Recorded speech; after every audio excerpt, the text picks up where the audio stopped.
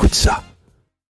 Bonjour, bienvenue dans ce nouvel épisode de Common Leaders, le média des communicants qui cherchent collectivement à décrypter les tendances durables de notre beau métier, à comprendre ses évolutions, ses défis, ses challenges, mais aussi à partager leur regard et leur mission sur le métier de DIRCOM. Et en ce jour un peu particulier du 8 mars, journée de la femme, j'ai le plaisir d'accueillir Catherine Richer. Bonjour Catherine. Bonjour Cindy. Comment vas-tu? Très bien.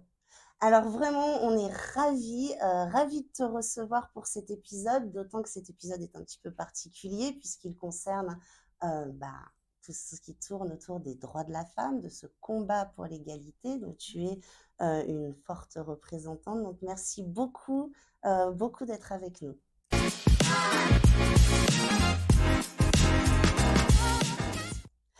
Alors, Catherine, tu as plusieurs casquettes. Je vais faire rapidement ta bio finalement. Donc, tu es aujourd'hui directrice communication monde chez Cobuzz. Mhm. Donc, Cobuzz, c'est une plateforme audio de streaming un peu luxe, Plateforme musicale haute qualité, oui. haute qualité. Ouais, haute qualité. On en reparlera. Donc, d'ailleurs, tu as une carrière résolument internationale, tech, digital. Tu es passé chez Yahoo, chez Monster, et tu vas nous parler un petit peu de ces expériences. Et puis aussi, tu es experte en communication à impact positif. Et puis, comme manifestement, tu manquais encore d'engagement et de mission, eh bien, tu es engagée à l'association ONU Femmes France, qui est le relais en France d'ONU Femmes, l'Agence des Nations Unies pour l'égalité de genre et l'autonomie des femmes. Waouh, ça fait, ça fait beaucoup de choses, une activité impressionnante. Alors, je voulais te demander un talent caché, mais il me semble que j'en ai trouvé un. Donc, tu arrives à avoir des journées de 85 heures. Oui, c'est un peu ça, oui. Ouais. Je jongle avec les différentes casquettes. Bon, et ben en tout cas, merci d'être avec nous et je pense que tu étais vraiment la représentante idéale pour ce Common Leaders de la Journée de la femme. Alors, on va passer directement à la première partie de cette émission. La communication est un métier. Donc, Catherine, comme je l'ai dit, tu es directrice communication monde chez Cobuzz et j'ai lu sur LinkedIn que tu avais écrit que ta mission, c'était enrichir l'expérience de marque et garantir son expression sur tous les territoires de communication. Est-ce que tu peux m'expliquer un petit peu ça et est-ce que tu considères que c'est vraiment la mission fondamentale de ton métier? Alors, ça veut dire que, en fait, quand on gère la communication d'une entreprise, il faut s'assurer qu'il y ait une cohérence de marque, c'est-à-dire que quand la marque prend la parole, eh bien, sa personnalité est représentée et qu'elle est cohérente, notamment dans les différents pays. C'est toujours un équilibre entre arriver à être une marque globale, mais aussi respecter les spécificités des pays. On a des équipes, on travaille avec des équipes différentes en fonction des pays et il faut s'assurer que quand la marque prend la parole, eh bien, elle reste euh, identique à travers ces différentes prises de parole. Voilà. Et donc ça passe par évidemment le côté graphique. Donc là, c'est le rôle du directeur artistique, mais il y a aussi toute la partie verbale sur les différents points de contact que sont, c'est aussi bien le site de la marque, mais c'est aussi quand elle prend la parole sur les réseaux sociaux. Voilà, donc c'est vraiment s'assurer que on véhicule bien une image toujours la même et qui est clairement identifiée par le grand public. Et du coup, comment ça se passe pour à la fois diffuser toujours la même image et en même temps s'adapter aux spécificités culturelles? Est-ce que concrètement, du coup, tu as des tactiques ou des stratégies différentes selon les pays ou c'est pas là-dessus que ça va se jouer? Comment tu fais? Alors, c'est difficile, hein, parce que quand on est présent, par exemple, en Europe, on est présent aux États-Unis, on est présent au Brésil. Donc effectivement, comment est-ce qu'on s'adresse avec cette identité de marque cohérente, mais à des cultures Mmh. différentes, surtout quand on parle de musique. Bon, il y a évidemment la musique, tous les artistes sont globaux, mais enfin, il y a quand même des spécificités par pays. Ouais, il y a une Euh, universalité et en même temps, Absolument. effectivement, Et les artistes locaux sont souvent très importants pour les gens localement et il faut qu'ils s'y retrouvent. Donc c'est tout l'art de la communication, hein, là, de trouver cet équilibre. C'est par exemple, on va définir la tonalité, le tone of voice de la mmh, marque. Quand elle s'exprime, comment elle parle. Eh bien, nous, on parle on parle avec élégance, on parle, on est beaucoup dans l'émotion, on parle. Cobus, c'est une entreprise de passionnés de musique qui ouais. s'adresse à des passionnés de musique, donc on va véhiculer cette passion pour la musique. Donc, elle va s'exprimer différemment dans les langues, mais en revanche, on va dire, voilà, quand la marque prend la parole, elle a un ton passionné, elle a un ton, une proximité, de l'authenticité aussi. Donc, après, chaque culture va l'exprimer un peu différemment dans ses mots, dans la façon de l'exprimer. Et Voilà. le diffuser différemment aussi à travers d'autres canaux? Est-ce qu'il y a des pays où, je sais pas, où vous allez plus faire, des relations presse parce que ça fonctionne bien ou d'autres des plutôt sur les réseaux sociaux ou Aussi, ouais. absolument, Mmh. absolument. Par exemple, le Brésil, on est sur les réseaux sociaux, c'est essentiel, c'est vraiment le premier outil de communication à utiliser. Donc là, D'accord, effectivement, on est à fond sur les réseaux sociaux. Il y a d'autres pays où on est moins présent. Voilà. d'accord, ça a moins d'impact. En tout Moins cas, c'est moins d'impact. prioritaire. Et puis après, c'est aussi une question de ressources, d'allocation des ressources. Donc effectivement, on se dit, bon, bah, dans ces pays, on va plutôt jouer sur tel et tel levier de communication, levier marketing, pour obtenir des résultats. Et donc comme je l'ai dit, tu es passée, par des entreprises majeures, hein, dans la tech comme, Yahoo, Monster. Pourquoi ce parcours? Qu'est-ce qui te plaît particulièrement? Comment tu es tombée là-dedans et pourquoi tu y restes? Qu'est-ce qui te plaît particulièrement en tant que DIRCOM dans Mm. cette industrie? C'est une question que je me suis souvent posée. Pourquoi? Parce qu'au final, euh, je dirais que j'y suis presque arrivée par hasard. Mais les hasards, c'est voilà, c'est hein, quand on répond à une annonce, on a envie ou pas, enfin une Oui, annonce, une annonce d'emploi, on est en vue ou pas, et si on répond, c'est que ça nous plaît. Donc, je suis arrivée au tout début du digital, mmh, dans les années 2000, et en fait, je pense que ce qui m'a plu, c'est ça va vite dans la tech. On est un petit peu, c'est un secteur qui innove beaucoup, qui force à se renouveler. Et je pense que moi, qui suis quelqu'un d'assez posé et peut-être parfois un petit peu lent dans ma réflexion dans certaines choses, j'avais certainement besoin de me mettre un petit coup de boost. Et puis après, ça m'a plu, ça m'a passionné parce que voilà, on est au cœur de l'innovation, on est au cœur on va toujours vite, ça nous force à aller vite, ça nous force à rester dans le vent, et je pense que ça me plaît en fait. et en même temps, du coup, c'est marrant parce que quand on en revient à la définition, enrichir l'expérience de marque, garantir son expression, là, on est en train de parler d'une identité de marque finalement, c'est quelque chose au temps long. Donc en fait, tu es dans une industrie qui va très, très vite et est-ce que du coup la com a un rôle encore plus prépondérant parce que l'idée c'est de pas se perdre justement et de garder certaines valeurs fondamentales? Oui. Alors là-dessus, en fait, la com, c'est extrêmement large. Donc, par exemple, la communication produit, on va au rythme des produits. Ouais, Donc, les produits se renouvellent très très vite. Quand j'étais chez Yahoo, tous les 3 mois, il y avait un nouveau truc. on refaisait quasiment pas la stratégie de communication, mais en tout cas, on avait des plans de communication très, très costauds. Et ça, c'était tous les 3 mois.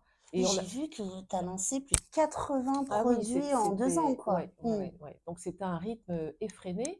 On avait un peu l'impression, on disait souvent, 3 mois chez Yahoo, c'est un an dans une entreprise plus classique, mais c'était vrai. Mmh. Donc quand on est on accompagne des lancements de produits, effectivement, il faut aller très vite.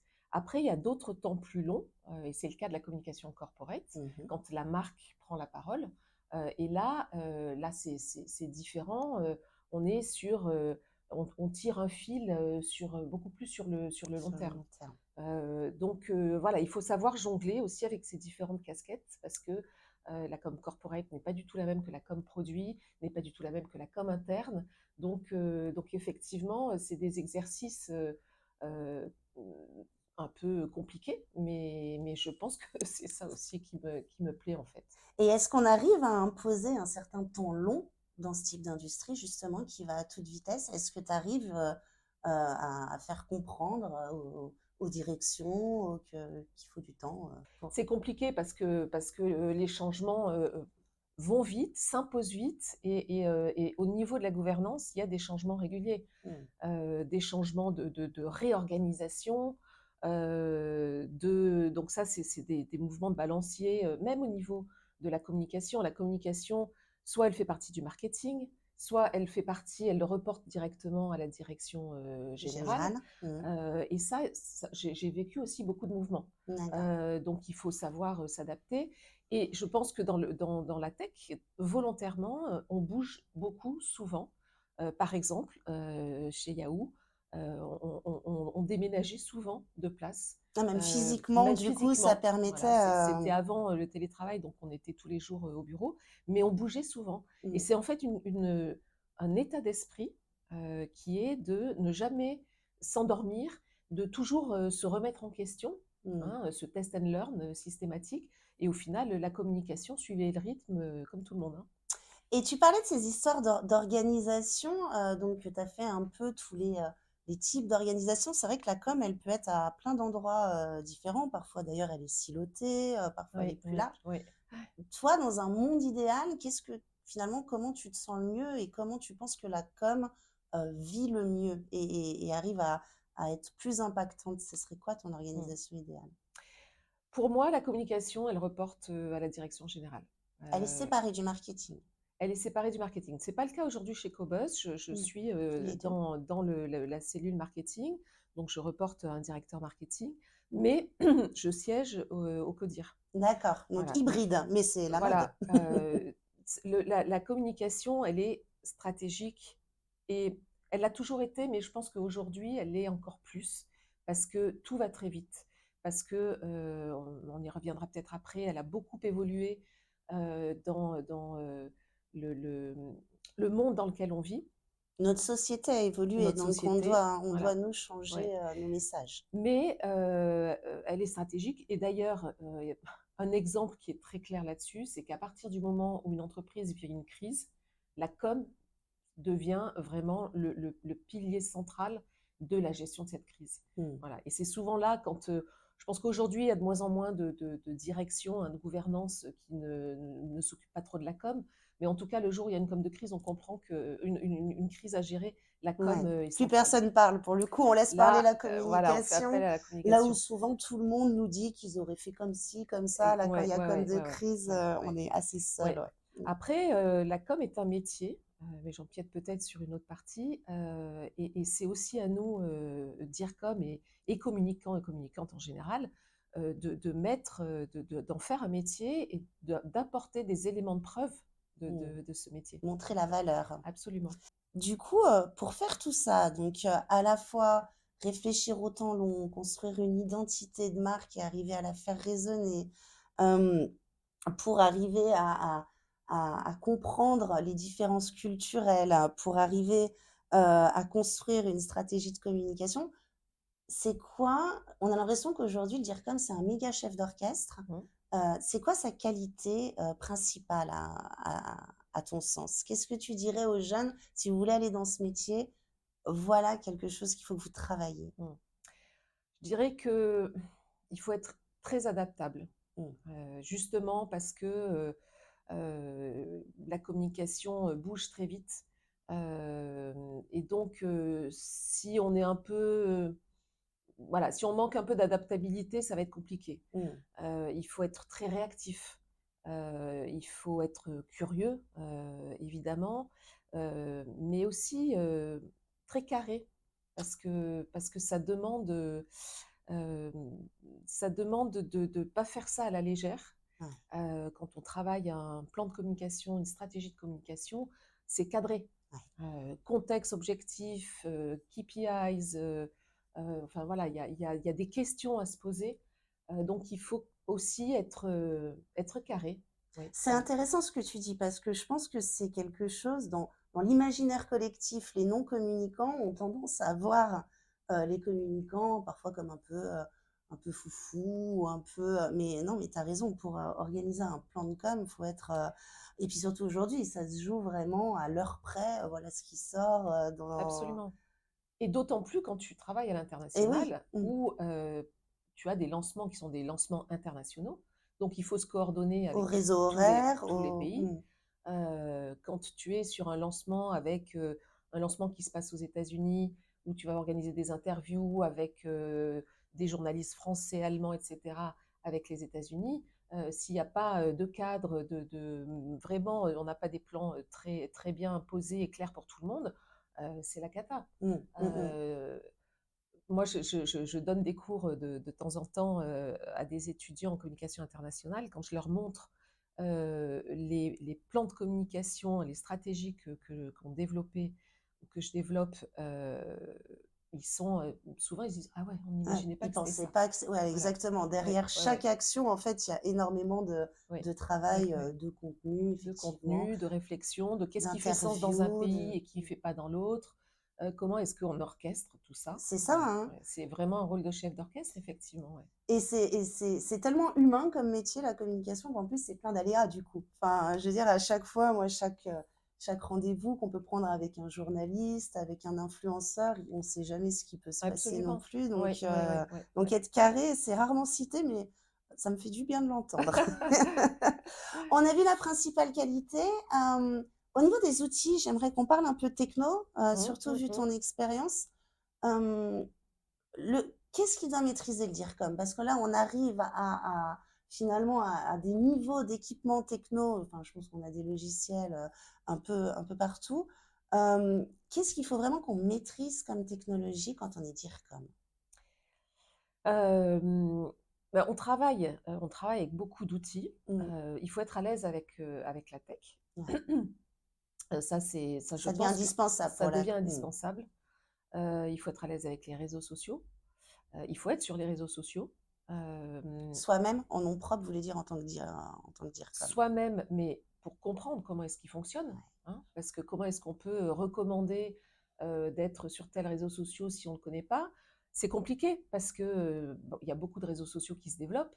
Par exemple, moi, je ne suis pas sur TikTok, c'est Ouais. pas de ma génération, mais en revanche, se pose la question, est-ce que Pour une Cobuzz. marque pour Mm. Cobuzz, est-ce qu'on est sur TikTok? Si on y va, comment on y va, pourquoi, etc. C'est pour ça que cette curiosité et de Mm. s'intéresser et de, de- d'avoir cette curiosité et se tenir au courant, c'est Se important. pratiquer, quoi. Ouais. Mm. Il y a tout ce qui est veille, qui est hyper importante. On ne peut pas exercer son métier sans utiliser des outils de veille, Mm. parce qu'il faut savoir ce qui se dit sur la marque. S'il y a un incendie qui prend feu quelque part, Vite le il faut voir. vite Mm. savoir arriver à l'identifier pour savoir comment réagir. Donc les outils de veille sont importants.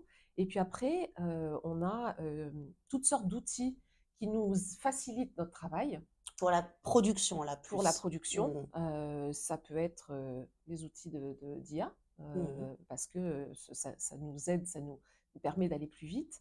C'est les outils de traduction aussi aujourd'hui, quand on travaille à l'international, Bien sûr. c'est hyper utile et c'est important. Euh, et qu'est-ce que je dirais d'autre? Et puis, il faut savoir manier les chiffres quand même, parce Ouais. que faire son métier de communicant, c'est aussi produire, arriver à mettre des chiffres en face des actions de communication qu'on fait. Et quand on s'adresse à des directions qui sont souvent des financiers, ben, les chiffres, ça leur parle. Donc, si on ne leur met pas des chiffres en face des actions, ça va être beaucoup moins parlant pour eux. On revient à montrer la valeur. Absolument, Ça absolument. passe aussi par là Ouais, dans un monde data-driven, hein, même si c'est absolument, pas pour le absolument. ROI, c'est pour justifier de tels plans d'action Tout à fait. Ouais, ouais. et du coup, c'est ça ta morning routine. Le matin, tu regardes tes veilles pour être sûr qu'il n'y a pas d'incendie et que tu peux aller boire ton café 5 minutes, c'est ça? Oui, oui, oui, ouais, et chez Cobos, on suit beaucoup. tout ce qui est retour utilisateur Mmh. et puis aussi faire de la veille sur ce que font, nos concurrents. D'autant que vous Ça, êtes c'est plutôt haut de gamme, donc je veux dire, vous pouvez pas vous permettre, exactement, mmh, exactement. Donc c'est très important de prendre le pouls, de nos utilisateurs, et de s'assurer que tout va bien à la maison avant d'aller prendre son café. Eh bien, merci Catherine. Je te propose de passer à la deuxième partie de cette émission. La com est un pouvoir.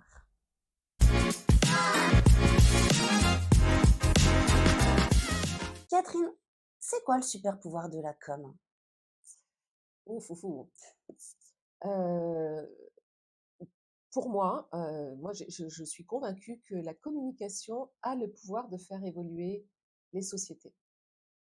Donc, est le mieux placé pour répondre justement à ces enjeux de d'évolution de nos mondes, des sociétés, des envies, Oui, c'est-à-dire que je pense qu'elle a cette capacité à faire, évoluer les mentalités, à les c'est les campagnes de sensibilisation, bien sûr. hein, qui, voilà, nous éclairent, nous interrogent, c'est aussi dans, hem, tout ce qu'on enfin, ça passe pas uniquement par les mots, c'est aussi par, un visuel, voilà. Est-ce que, quand je parle, je parle qu'est-ce que je pourrais donner comme exemple? Je montre les métiers de l'ingénierie. Si je mets que des hommes, Ouais, sur mon affiche, qui vantent, les métiers de l'ingénierie, bah, est-ce que moi, en tant que femme, je me reconnais, là-dedans? Non. Si on me montre, des hommes, des femmes, je vais me dire: «Ah bah tiens, ce job, il est pour moi». Donc, voilà, c'est tout le débat de l'écriture inclusive, de, cette diversité que la com doit montrer, mmh, dans sa co dans quand elle prend la parole pour que, les gens s'identifient. C'est quand même ce qu'on essaye de faire, hein. C'est si je me reconnais bien dans un sûr. visuel, dans un produit, dans quelque chose et cetera, bah, je vais avoir envie, de l'utiliser, de l'acheter ou de changer un peu mes pratiques. Et c'est en ça que je trouve que la communication peut faire évoluer les mentalités. Donc après, c'est à nous de voir, ce qu'on veut en faire. Et du coup, quand tu parles, faire évoluer les mentalités, tout de suite, tu penses au terrain justement de l'engagement sociétal, de faire bouger la société finalement en mieux. Mmh, Je crois que c'est chez Monster, que tu as eu ce déclic en te disant: «Bah mmh, oui, je suis DIRCOM, mais c'est peut-être mon rôle de m'engager parce que j'ai un pouvoir, j'ai de l'impact, j'ai potentiellement l'impact, mmh, pour faire ça». Comment ça s'est passé? Tu peux nous raconter un peu ce déclencheur et du coup, qu'est-ce que tu en as fait mmh derrière? mh. Alors chez Monster, j'étais, responsable de la communication et aussi et de la communication institutionnelle. Mmh. Donc du coup, je gérais, je traitais beaucoup des partenariats institutionnels, qu'on pouvait avoir et Monster a toujours été, très axé sur, la diversité. Dans le recrutement, Dans le c'était un vrai recrutement, voilà, sujet, hein. c'est toujours un sujet. Mmh. Comment est-ce qu'on accompagne, les entreprises qui veulent recruter? Comment est-ce qu'on accompagne aussi les chercheurs d'emploi dans toute leur diversité? Voilà. Donc j'ai beaucoup travaillé sur des partenariats, institutionnaux, liés à la diversité. On avait la semaine pour l'emploi des personnes en situation de handicap, qui est un gros volet, de communication, pour les entreprises. Juste pour situer un petit peu, 2007-2008, 2007, dans ouais, ce donc voilà. donc on est sur plus de 2007-2008, 15 ans, quoi. ouais, Mmh. grosse crise, économique, avec des chiffres d'emploi qui sont catastrophiques. Mmh. Donc, avec, chez Monster, on a organisé des forums emploi pour, aider, fluidifier le marché de l'emploi, Mmh. et évidemment, souvent, les 1ers qui souffrent de l'emploi, ce sont ceux qui ont, soit moins de diplômes, soit qui sont issus, de zones défavorisées et Mmh mh. cetera. Donc, on travaillait beaucoup là-dessus et là, ça a été une révélation pour moi. Je me suis dit: «Mais c'est formidable». J'ai pris beaucoup de plaisir et de passion à faire ça et ça a été mon déclic, où je me suis dit: «Mais en fait, ça m'a donné du sens». Mmh. C'était à l'époque où on Ça parlait t'a fait aimer encore plus ton métier? Parce qu'on n'en oui. parlait pas, hein, de sens ou de même de Exactement, diversité. exactement, la question du sens était beaucoup moins, Mmh.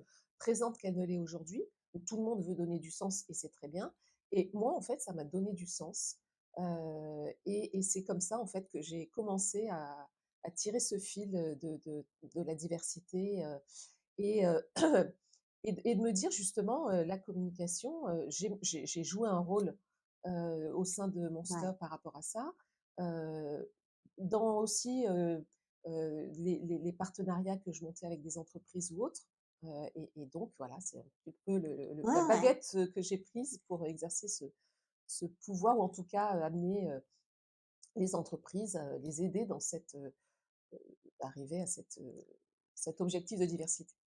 Oui, d'autant que là, Cision mène tous les ans un baromètre sur l'engagement des marques et il y a un pic pour l'engagement pour la diversité et l'inclusion depuis cette année, ce quatrième baromètre-là, donc on parle de 2023. Donc D'acc en 2015, c'était vraiment presque néant, c'était assez pionnier, ça devait être passionnant et à partir de là, donc toutes tes expériences, tu t'es dit, «Je ramène mon bagage engagement avec moi». Comment tu fais, par exemple, chez Cobuzz? Étant donné que maintenant tu étais quelqu'un, voilà, d'engagé, Mmh mh. on va beaucoup en parler juste après pour le droit des femmes. Comment tu ramènes avec toi ce petit morceau, peut-être, pour lequel tu es pas engagé à la base par Oui, l'entreprise? ouais. Alors, je pense qu'il y a un point qui est important, c'est que je ne pourrais pas être dans une entreprise, qui n'est pas, qui ne favorise pas la diversité. Qui n'entendrait pas Voilà. cet engagement-là? Heu, Mmh. chez Monster, c'était le cas, et chez Cobuzz, il y a une diversité qui est incroyable, une diversité, heu, je crois on est pas quasiment une trentaine de langues.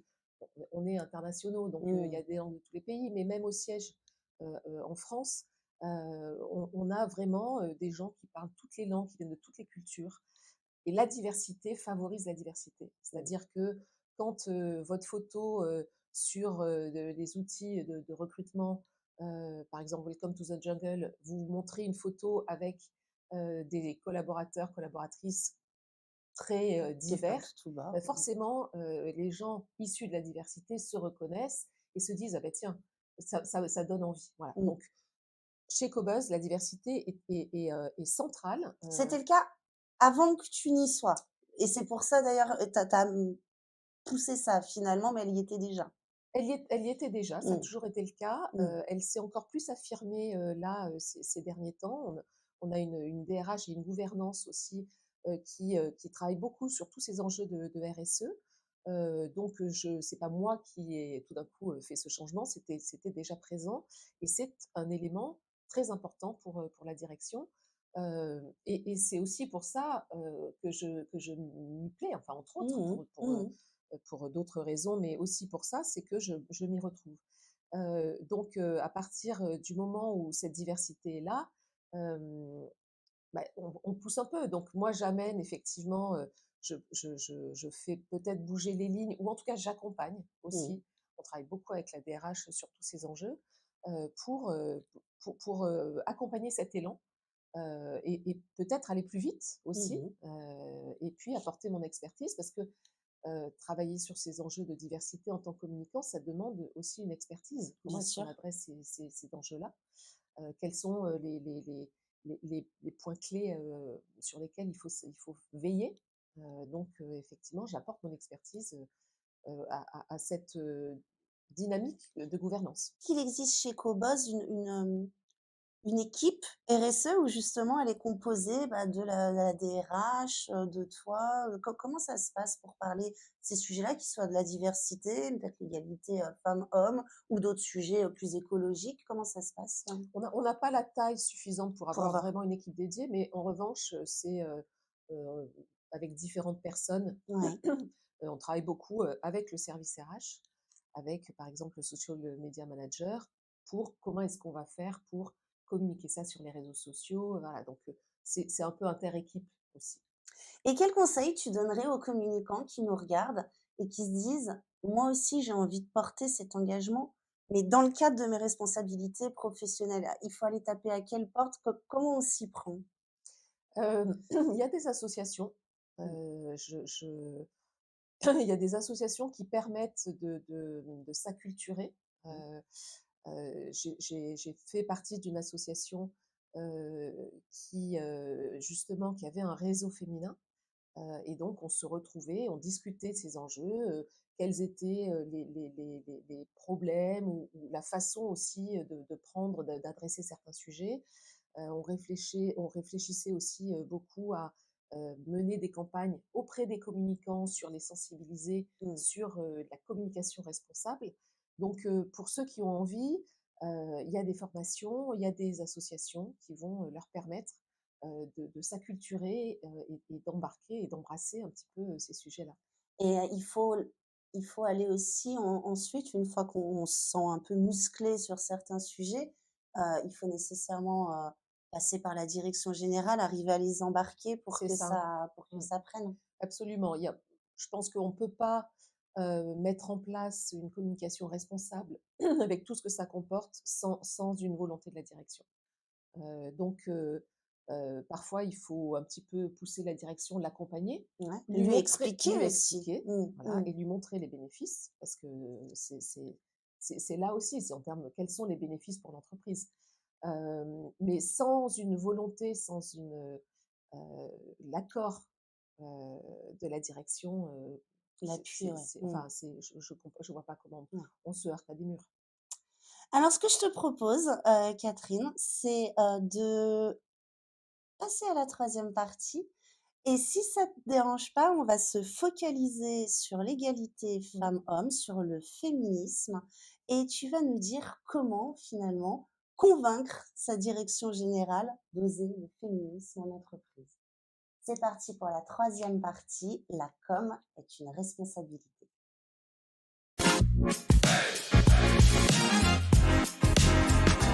Donc Catherine, comme, je l'ai dit en introduction, tu es secrétaire générale de l'association ONU Femmes France. Mmh mh. Est-ce que tu peux nous en dire 2 mots, même beaucoup plus, s'il te D'accord. plaît? Alors, ONU Femmes France, c'est une association, féministe française, qui est, le relais d'ONU Femmes. ONU Femmes, c'est, une agence onusienne, qui agit en faveur, de l'égalité, femmes-hommes, l'égalité de genre, et les droits des femmes. Voilà. Et nous, ONU Femmes France, on est le relais d'ONU Femmes, en France. Donc, qu'est-ce que ça implique? Ça implique qu'on va travailler sur tous ces enjeux d'égalité, de genre. Mmh. Ça passe par, l'égalité professionnelle, ça passe par la lutte contre les violences faites aux femmes, ça passe par, l'autonomisation, économique qui rejoint l'égalité professionnelle, mais qui est un volet. Mmh. Ça passe par tous ces sujets, qui vont, faire en sorte qu'on prend plus en compte, les droits des femmes et que, on avance dans le bon sens, heu, ce qui n'est pas forcément le cas, mais bon, on y reviendra. Voilà, donc on va avoir des actions de sensibilisation, et surtout, on va lever des fonds, collecter des dons pour les programmes d'ONU Femmes. ONU Femmes, c'est une agence qui agit au niveau international, Mmh. donc qui met en place des programmes dans plus de 100 pays, pour accompagner les femmes et leurs communautés là où elles en ont le plus besoin.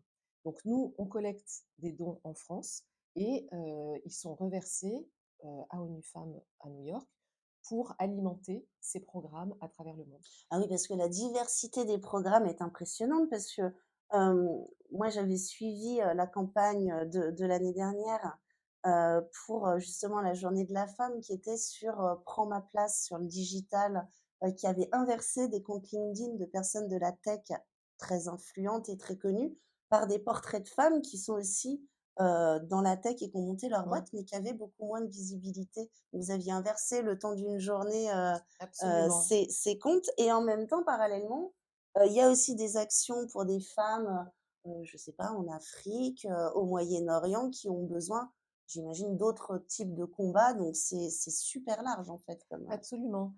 Cette opération dont tu parlais, on l'avait, montée avec, BETC et Sista.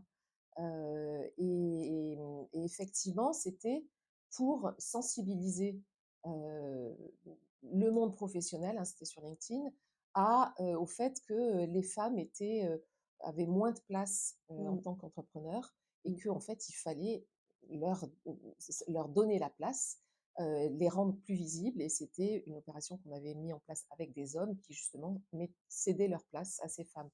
Ça, c'était une action de sensibilisation. Ensuite, les programmes dont tu parlais, effectivement, là, on va travailler aussi avec des entreprises on va mettre en place des programmes pour des programmes spécifiques. Par exemple, en Afrique, on a un programme au Sénégal où les entreprises nous donnent des fonds et qui vont permettre d'accompagner des femmes localement pour leur donner les outils et les moyens d'entreprendre, de développer leur petite entreprise d'agriculture ou bien des entreprises euh, en faveur de l'éducation. Enfin voilà. Ouais, pour Et cette autonomie financière qui va absolument, permettre, voilà. cet Voilà. épanouissement. Et on a aussi un volet qui est très important, c'est dans les situations d'urgence, quand il y a des crises. Je sais s'il y en a dans certains territoires du monde, on va aussi lever des fonds pour accompagner les besoins sur place, parce que ce qu'on voit, c'est que les femmes et les enfants sont les premiers qui sont qui pâtissent de Mmh. ces crises, que ce soit des conflits, que ce soit des crises climatiques. Ce sont les premières victimes, effectivement, dans ces cas-là. Tu pourrais nous donner la définition d'ONU Femmes du féminisme? Parce que, Mmh. 2 choses, dans la campagne dont on parlait d'inverser les profils LinkedIn, ce que j'ai aimé, c'est que c'était vraiment une campagne de sensibilisation faite avec des hommes. Par exemple, Frédéric Mazella, le fondateur de Blablacar, s'est prêté au jeu, a prêté son profil LinkedIn, pour 24 heures. Donc c'est vraiment quelque chose, de fait ensemble. Hem et puis parfois, on a l'impression que le féminisme, c'est un peu un gros mot, c'est un peu clivant. Alors, est-ce qu'on a le Mmh. droit de parler de féminisme et quelle en est sa définition? Mmh. Je suis féministe, je me revendique féministe. Pour moi, c'est pas un gros mot. Pour moi, être féministe, c'est vouloir l'égalité entre les femmes et les hommes. Et Mmh. aujourd'hui, elle n'y est pas. Dans aucun pays au monde, on a atteint l'égalité femmes-hommes. Voilà. Donc, une fois qu'on a dit ça, on fait quoi? Voilà. Donc, on peut, pour moi, être un homme et être féministe, c'est-à-dire Mmh. vouloir cette égalité. Et d'ailleurs, nous, on veille au conseil d'administration à avoir des hommes, parce que c'est important. Enfin, on est très inclusif chez ONU Femmes et chez ONU Femmes France. On a cette volonté de d'avancer pour l'égalité avec les hommes. Et c'est comme ça qu'on va y arriver. Ouais, c'est On en ensemble est qu'on va changer convaincus, le c'est pas en opposant, on va pas prendre de force, c'est construire ensemble et en fait, plus d'égalité, c'est bon pour la planète. C'est pas uniquement bon pour les femmes, c'est bon pour tout le monde, pour la planète, pour la nature, pour les hommes, voilà. Donc sur cette base-là, on a un féminisme très inclusif. Ça veut dire quoi? Ça veut dire que on travaille avec les hommes. On a aussi des programmes qui encouragent les hommes à venir à nos côtés. On a un programme qui est assez connu qui s'appelle He for She mmh, et qui est les hommes avec les femmes, c'est-à-dire qui encourage les hommes à se joindre à nous là-dedans, et les hommes et les garçons. mmh. Il y a les femmes, les filles, les hommes et les garçons, et à construire ensemble, à développer cette égalité ensemble. Voilà. Et ça, c'est quelque chose qui est très important pour nous, de ne pas d'être dans cette opposition, mais vraiment de construire ensemble. Et donc, on est bien la journée de la femme, le 8 mars, 2024. Est-ce que tu peux me parler de cette journée de la femme? Tu penses quoi déjà de manière générale? Et puis est-ce que tu peux nous dire un petit peu, ce que fait ONU Femmes Mmh France mh. aujourd'hui? Quel est le fil rouge de Ouais. cette année? Alors, c'est toujours cette question, est-ce que c'est une journée, est-ce qu'il faut avoir une journée dans l'année pour célébrer les droits des femmes? Bien sûr que non. Mmh. Et nous, on agit tous les jours. Mais c'est quand même, on a un vœu pieux chez ONU Femmes, c'est qu'on espère qu'un jour, cette journée n'aura plus lieu d'être parce Oui. qu'on aura atteint cette égalité. On a une étude qui a montré qu'il nous faut 300 ans pour atteindre l'égalité femmes-hommes. Ça recule, En donc France? dans le monde. Ah. Bon, dans le on monde, en aura peut-être pour 200 ans en France. mais c'est pas, enfin, voilà, je pense que c'est j'ai pas le chiffre précis Mmh. pour la France, mais enfin, c'est quand même un chiffre, Enfin, on le verra pas, monde. quoi. Mmh. On recule, donc cette journée, elle est, très importante parce que, bah, c'est une journée où on met vraiment On le mobilise. focus Mmh. là-dessus, Mmh. dans les médias, dans les entreprises, voilà, tout le monde se mobilise. C'est aussi un moment où on donne beaucoup plus la parole aux féministes et c'est important parce que ça nous permet de porter nos messages, de sensibiliser, de faire connaître et comprendre pourquoi c'est important. Donc c'est une journée qui est clé, mais qui ne s'arrête pas effectivement au Mmh. 8 mars. C'est toute l'année. Toute l'année, on a des campagnes de sensibilisation, mais c'est vrai que le 8 mars, pour nous, c'est un temps fort parce qu'on est plus écouté et parce que c'est le moment de dire regardez, il faut faire avancer les choses et on y va. Et Donc on comment on y va? garde. Donc on garde, en espérant qu'un jour, on n'aura plus besoin de garder. Et du coup, ONU Femmes France, cette année, c'est ou ONU Femmes tout court, puisque vous suivez Mm, mm, mm. j'imagine, le global, c'est quoi le fil rouge? Alors cette année, c'est Invest in Women. OK. Voilà, c'est cette idée que, il faut investir dans les femmes et ça passe par l'autonomisation économique et ça passe par l'égalité professionnelle. Il faut investir dans les femmes pour leur donner les clés pour qu'elles s'autonomisent et qu'elles,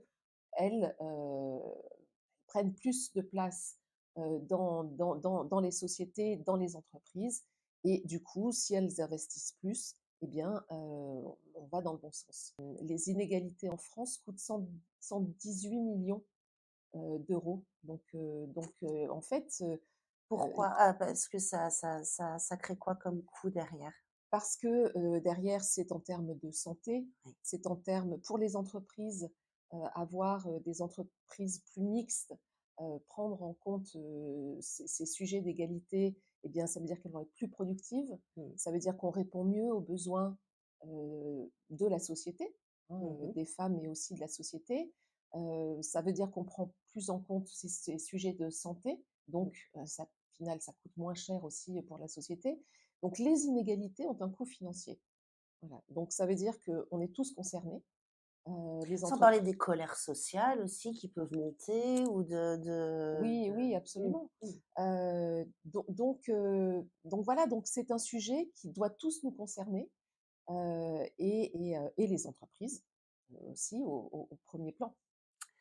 Alors Catherine, je vais te donner un chiffre qui va pas te faire plaisir et ce que je te propose, c'est justement de convaincre, notre audience de changer les choses. Je voudrais te reparler de ce baromètre des marques engagées qui interviewe, à peu près 500 professionnels de la communication en France. On leur a demandé quelles étaient leurs priorités en termes d'engagement. Quels engagements? Et l'égalité femmes-hommes arrive, très loin dans la liste et pour seulement 3 Mmh, des entreprises, c'est une priorité. Alors, il y avait évidemment beaucoup d'autres combats et je ne dis pas qu'il y en a des meilleurs que d'autres, mais il y a beaucoup d'engagements sur, l'environnement, sur la baisse de l'empreinte carbone, voilà, ça c'était beaucoup cité. Ce 3 il veut dire quoi? Il veut dire qu'on pense que c'est gagné? Je peux pas croire que les gens soient pas sensibilisés à cette cause. Pourquoi c'est si bas, en fait? Et du coup, bah, comment on convainc notre audience d'aller taper mmh, à la mmh, mmh. porte du dirigeant et d'oser le féminisme en entreprise? Pourquoi c'est si bas? Je pense que les enjeux climatiques sont quand même source de beaucoup d'anxiété Mmh. chez les gens Mmh et mh. ça se comprend. Donc peut-être qu'ils estiment que voilà, il y a des sujets plus prioritaires que ce sujet-là.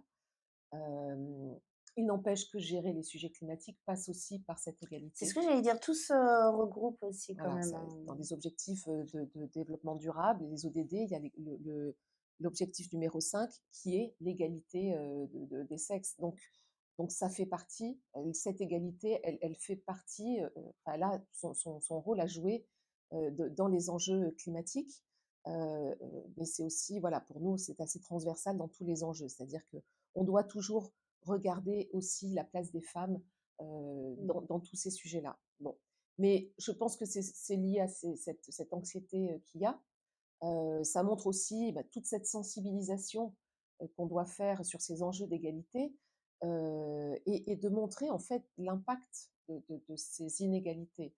Quand on voit que, par exemple, dans la tech, Mmh. le pourcentage des femmes est autour de 16%, qu'il est en train même de régresser, quand on sait qu'on est dans un monde qui est de plus en plus technologique, Et oui, si tout est pensé par des hommes et si on ne prend pas en compte la vision des femmes, les besoins des femmes, ça donne quoi le monde ça va demain? aller, en Voilà. s'empirant, oui. Bon. Donc ça crée des inégalités qui ont là encore un impact concret financier. Euh, Il y a pas ce sentiment de alors moi j'ai l'impression d'entendre ça autour de moi, de: «Oh ça va, on a déjà fait beaucoup de choses quoi pour les femmes». c'est vrai, c'est certain, et je pense qu'il y en a qui se disent: «Oh, c'est bon, Ouais, il y a d'abord un on peu en de parle ça. beaucoup donc ça va, et Mmh. puis c'est bon Qu'est-ce que vous voulez l'égalité». encore? Exactement, voilà. Qu'est-ce que vous voulez encore? Il y a c'est intéressant parce qu'un tiers, un tiers des personnes pensent que, la place des femmes est encore, à faire beaucoup de tâches ménagères et un peu Mmh, se mettre en retrait quand il y a des enfants. mmh, C'est 27% des femmes et 54% des hommes. Donc il y a encore un gros travail sur mmh, les mentalités, mmh, à faire. Heu, L'égalité, je le disais, n'avance pas. mmh. Aucun pays, OK, n'a atteint l'égalité, mais en plus elle régresse. Donc c'est un leurre de se dire que ça y est, on a Ouais. atteint l'égalité. Je pense que c'est Hem, ce message aussi qu'il faut porter, hein. Non, c'est pas gagné quoi, Absolument, absolument. mmh, Au niveau mondial, on a encore un écart, salarial d'à peu ouais. près, 14, non 17 entre 16 et 18, et en France, dans le secteur privé, on est à 14. Donc l'égalité femmes-hommes, on n'y est pas dans aucun pan de la société. Mmh, Après effectivement, qu'est-ce que ça veut dire? Ça veut dire que, bah, il faut que les hommes laissent la place. Ils entendent beaucoup de choses, mais à un moment donné où il faut laisser leur place, là, c'est un petit peu plus compliqué. mmh, Donc, il faut faire preuve de beaucoup de pédagogie pour expliquer l'intérêt, les mmh. bénéfices pour la société d'avoir des comités de direction plus paritaires, des gouvernances plus paritaires, d'avoir plus de femmes à la tête des entreprises. Aujourd'hui, on n'a encore pas suffisamment de femmes qui sont On peut dire entrepreneurs, qui sont, ou on peut dire, et mmh, qui ont leur entreprise. C'était tout le fait de la campagne à ma place, c'était de dire voilà, il faut que les femmes soient aussi, en termes de financement, on accorde beaucoup moins de financement aux femmes et on leur accorde moins. Quand un homme va lever 10 millions, une femme, c'est plutôt 5 millions. mmh, Donc, c'est tous ces sujets-là qu'il faut déjà, il faut en parler, mmh et puis ensuite, il faut les adresser. Comment mmh. est-ce qu'on gère ça? Et du coup, est-ce que, pour, finir un petit peu, cette interview, comment je fais moi pour aller, taper à la porte de mon boss et lui dire: «Écoute, nous allons nous engager, dans l'égalité, femmes-hommes». Je lui donne quoi comme argument? Pour lui dire que ça va être meilleur pour son entreprise? Mmh. Eh bien, justement, on parlait tout à l'heure de ces enjeux climatiques, hein. Il y a tout ce pan de RSE, de la Mmh. responsabilité sociale et environnementale des entreprises, qui ressort dans les rapports d'activité. Donc aujourd'hui, on attend des entreprises Mmh. elles agissent sur les sujets environnementaux, mais aussi les sociétaux, et l'égalité femmes-hommes en fait partie. Il y a cet indicateur aussi dans les entreprises pour Absolument, justement, absolument, voilà. Donc si un bilan RSE n'est pas bon, les actionnaires vont moins investir. Les Il y a aussi la marque employeur, hein, l'attractivité d'une entreprise. Je veux exact. dire, Mmh. les nouvelles générations, sont en demande de sens, de responsabilité des entreprises, et ils attendent que les entreprises adressent ces sujets. Donc une entreprise qui, fait fi de tous ces enjeux-là, aura moins d'attractivité. Qui dit moins d'attractivité dit plus difficile de recruter, donc ça coûte plus d'argent, moins de rétention de talents, et en Ouais. général, les meilleurs talents, bah, Mmh. ils ont le choix des entreprises, donc ils vont aller vers ceux qui correspondent à leurs attentes. Donc c'est ça aussi, et je pense que ça, c'est des arguments à faire valoir aussi auprès de la gouvernance, c'est de dire si vous êtes mieux sur ces sujets de RSE, vous aurez des salariés plus engagés, vous attirez les meilleurs talents, vous les garderez aussi, vous les ferez évoluer, et on sait que un talent qui s'en va, ça coûte de l'argent, Mmh. recruter, ça coûte de l'argent. Donc en fait, je pense qu'il faut parler finance, c'est ça qui parle aux patrons, c'est la partie économique et c'est en mettant en avant ces arguments qu'on arrive vraiment à faire avancer les choses. Et après, la communication prend le relais, mais aussi, c'est aussi le rôle de la communication de mettre ces chiffres-là en face Mmh mh. de la gouvernance pour faire Et avancer puis les tout ça choses. en musique pour construire cette identité de marque et rattacher Absolument, justement, absolument. ça, On vend mieux ses produits, eh oui. On voilà. crée plus de D'abord, on valeur. crée plus de valeur. D'abord parce que, bah, les produits, ils s'adressent aussi bien aux hommes qu'aux femmes, et on sait qu'aujourd'hui, c'est quand même encore beaucoup, les femmes, leaders, enfin qui ont cette décision sur les achats, du ménage. Donc en fait, les entreprises ont tout à y gagner Mmh. aussi. Bah, alors, petite anecdote qui me vient comme ça, moi, je dois le dire, ça fait 2 ans, que je suis fan de la marque Volvo, moi qui n'y connais rien en voiture, parce que, j'ai su qu'ils testaient leurs mannequins pour les crash tests Mmh, avec des mannequins taille femme. Parce que j'ai appris que, les crash tests sont faits avec des mannequins de taille homme, on va dire, moyen, mmh, et du coup, bah, ça reflétait pas exactement ce qui se passait quand on a un accident en tant que femme. La ceinture est pas bien bien sûr. placée, ou et du coup, on a plus de risques de mourir d'un accident de Mais bien voiture que sûr, les hommes, et absolument. ça c'est une inégalité. J'ai trouvé ça, donc voilà, depuis, bon, j'ai pas de voiture, mais si j'en avais une, Non, mais tu as raison, hein, dans la santé, oui, voilà, les femmes sont moins bien, on parle de il y a mort là carrément, enfin on est ouais, absolument, ouais. hein, Mmh il y a de nombreux, sujets, dans la santé où les femmes sont moins bien soignées que les hommes parce que, c'est voilà, il y a mh. c'est pas adapté. Ouais, Donc ouais, effectivement, et ça aussi, ça a un coût pour la absolument. société. Écoute Catherine, est-ce que tu as un dernier message, à faire passer à nos auditeurs? Et donc en cette journée internationale des droits des femmes, j'engage tout le monde, à rejoindre ce mouvement pour, une société plus équitable.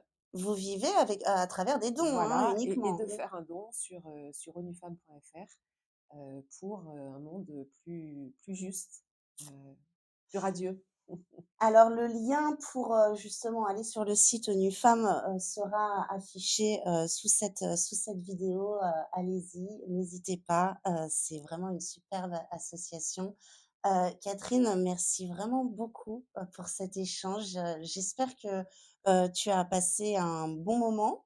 Très bon moment. Merci infiniment pour cette invitation. C'est important, d'adresser ce sujet et je vous remercie de nous avoir donné cette opportunité. Merci à tous, de nous avoir suivis. Je vous souhaite à tous et à toutes une très bonne journée de la femme, et on se retrouve le mois prochain pour un nouvel épisode de Common Leaders.